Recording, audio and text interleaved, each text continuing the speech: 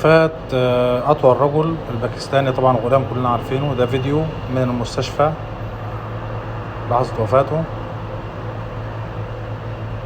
ده موجود عندنا بس في القناة، ده بعد ما توفى على طول، ربنا يرحمه يا رب. وهنجيب لكم كمان فيديو قبل وفاته.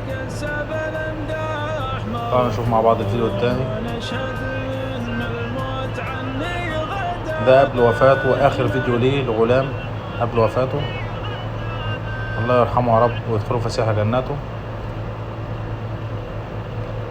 طبعا كلنا شفنا الفيديوهات بتاعته وكلنا عارفينه. أرجو كل شايف الفيديو إن هو يدعيله بالرحمة، ومتنساش تعملنا باللايك والاشتراك في القناة وتفعل زر الجرس عشان يجيلك كل جديد. وشكرا لهم جميعا، وصلى الله على محمد وعلى آله وصحبه وسلم.